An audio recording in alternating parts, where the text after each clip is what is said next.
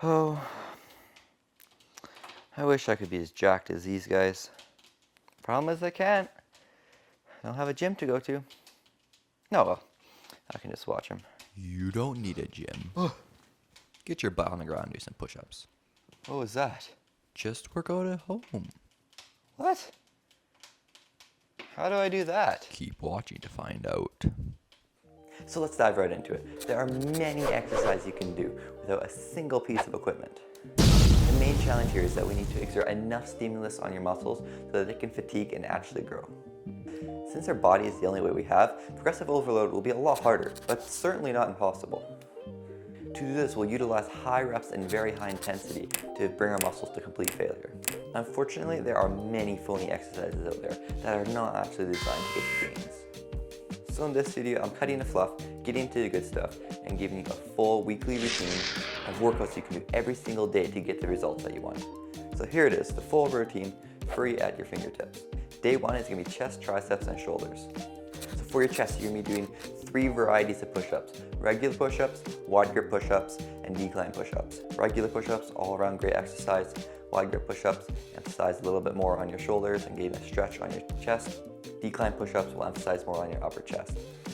Stick to around 12 to 20 reps, but if you can do more or less, just stick to about 75 to 80% of your max amount of push-ups that you can do.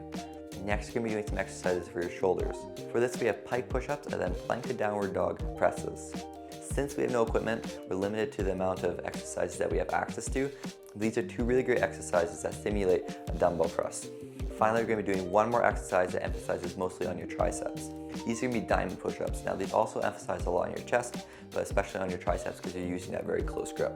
These are a little bit harder, so you might not be able to do as many reps, but just do as many as you can, and I would recommend actually going to failure on this exercise.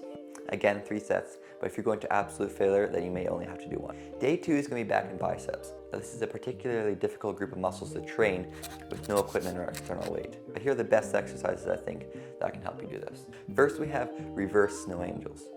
3 sets, 15 to 20 reps. Again, try and stay very high intensity, close to failure. Next, we have prone W raises. These will emphasize more on your mid-back. That'll help develop that detail, pop out those little muscles that look so sick on those big bodybuilders.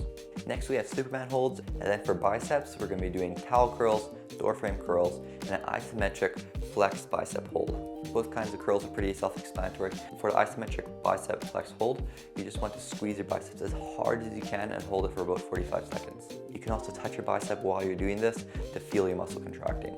Try and get it as hard as you can. And then you can't skip out on a leg day. We're going to start off the workout with some normal squats. If you want to make it a bit harder on yourself, you can do jumping squats. Next is going to be Bulgarian split squats, emphasizing on 1 leg at a time. And then finally lunges. Emphasizing more on your hamstrings and glutes, we're going to be doing single leg RDLs, glute bridges, and single leg glute bridges. For abs, you're going to be doing a variation of maybe 3 different exercises, say flutter kicks, leg raises, and bicycles. But you can also mix this up with Russian twists, planks, and mountain climbers. There are many great exercises for abs, and it's probably the easiest muscle group to train without equipment. Now, this is a little bit more of a beginner routine. It's very hard to progressive overload past this point when you get a lot stronger, but it's a lot better than nothing. And for teens, this is absolutely great. Once you get so strong that you're doing past 20, 30, or even 40 reps on each exercise, it just doesn't get as fun. The workouts are longer and it's harder to stimulate your muscles to grow. That being said, it's still a very effective workout style and get you very healthy and fit. And for most of you, you can achieve all your goals with just these exercises. All right, the next section we're going to be talking about the minimal equipment exercises. For this, we're just going to be adding in a pair of adjustable dumbbells. We're also going to be adding in an adjustable bench for some additional exercises. That's it. And it's amazing the gains that you can unlock with just this equipment. Dumbbells allow you to do so many more exercises, and you can honestly probably get 90 to 95% of all the gains you can get in a gym with just a pair of adjustable dumbbells at home. So let's get right into the workout. Day 1 is going to be chest, triceps, and shoulders. Again, generally following the same format as the previous workout routine. This time we just have a lot more exercises to choose from. So the first exercise is going to be some incline dumbbell bench press. Incline bench press focuses more on the upper chest. This is doing basically the same thing as the decline push-ups, but now we're doing it with external weight. Next, we'll be doing a flat bench, interchangeable with a decline bench if your bench does that. Flat bench press focuses on the whole chest, / decline, more the lower chest. Some chest flies. Flies give a really good stretch on your pecs, which is very important for muscle growth. And finally, one set of push-ups to absolute failure. This last set is very, very important. And of course, as I keep emphasizing, going to failure and getting that really high intensity set in makes all the difference. Now for shoulders, we're getting a lot fuller workout, a lot more exercises to choose from. I'm gonna say do a seated dumbbell shoulder press, lateral raises, rear delt flies, and then a front raise.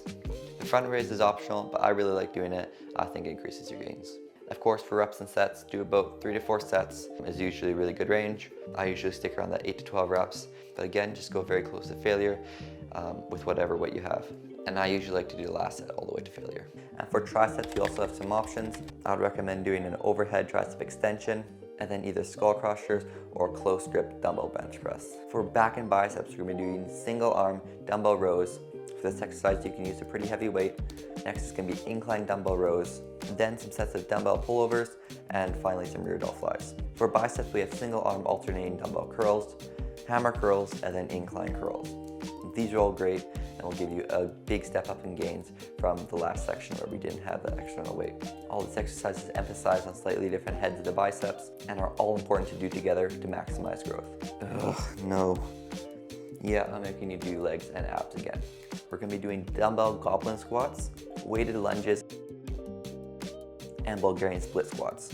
Next, we're gonna be doing dumbbell Romanian deadlifts. These are great for your hamstrings and glutes. Hip thrusts on a bench with your dumbbells, and then dumbbell step-ups. You can use your bench or like a stool or any sort of staircase that you have in your house. Then we have calf raises holding a dumbbell in each hand. Again, if you have a stairway or any sort of step in your house, you can put your heels over it and this will better emphasize your stretch in your calves. And then for abs, you can do the exact same workout that we did for the first section. Repeat all these exercises again in the week, have at least one rest day in there, and you have a really solid workout. The gains are practically lining up, just waiting for you to grab them. Finally, now we're on to the last section. For this last part, we're gonna be adding even more equipment, but it's still pretty cheap, very reasonable, and can fit easily into your room, home gym, basement, garage, and offers you an even wider variety of exercises to choose from. This is not fully necessary, but it makes it so much funner. I worked out with just a pair of dumbbells for at least 2.5 years, and I saw amazing growth with just that. But as soon as I got some more basic equipment, it just made the experience a lot more funner because I had more exercises to choose from and I could just mix up my workouts and it was a lot more enjoyable. And we're bodybuilding because we enjoy it, right? We love the sport, so why not maximize our enjoyment as well as our gains? So this time we're just adding a pull-up bar, some bands, and maybe a cardio machine. And it's amazing with just these pieces of equipment, I found a way to replicate almost every single machine I could ever find in a gym. So for day one, chest, triceps, and shoulders, nothing really changes. Everything can stay exactly the same. Except if you wanted to, you could change out the dumbbell chest fly for a chest fly using a band. If you wrap the band around some sort of a sturdy pole, even a tree outside, you can do a fly using that. And it's just a little bit different. Not necessarily better or worse, but a variation you can try out. For back and biceps, we're just gonna be adding some pull-ups and chin-ups into our current workout schedule. You can replace those with some of the other rows or dumbbell exercises that we had before, or just add them on top if you want to. The pull-up bar is really great for training those calisthenic skills and building up your body weight strength that sometimes doesn't easily translate over from just doing dumbbell exercises. Pull-ups offer a great way to train many muscle groups together, all the muscles in your lats, forearms, biceps, shoulders. This helps improve symmetry and overall back stability and growth. When you're doing pull-ups, you can also use your bands to assist you so you can get out those couple extra sets and maximize your growth. Next for legs, again, we can do basically all the same exercises, except we also have those bands that we can use for some extra exercises. For example, you could wrap a band around some sort of a solid pole and then do some sort of a glute extension / donkey kick sort of exercise. You can also use the bands for tricep exercises or bicep exercises by simply standing on the band and using it as a dumbbell. But I find using bands, it sometimes allows me to get a better stretch and feel my muscles a lot more. Though once you get strong, you may be holding a lot of bands in your hands, no pun intended, and that can get cumbersome. That's why mostly I use dumbbells. Abs again will stay the same. All the other exercises for legs can basically be the same, not too many changes here. But now we have a cardio machine. You can add 15 to 30 minutes of cardio after each workout or before each workout as a warm-up. This is a great idea. It can help shred your body and make your muscles a lot more visible. So there you have it. Now you know how to work out at home, as a teen, or really anyone else. You have 3 workouts with no minimal or more equipment that are all tailored to different styles and budgets. You really have no excuse now. So get at it, start working out, and enjoy the process. Fitness is a lot of fun and has really changed my life. I love bodybuilding and I will never stop doing it. So with that, always remember to do hard things and be fearless. This video skimmed over many details of how to grow your muscles as a teen, but in this video I outline exactly how to grow a wide, thick, detailed back right in your teenage years. No need to wait till your 20s. Click it. It's really good. I promise you results.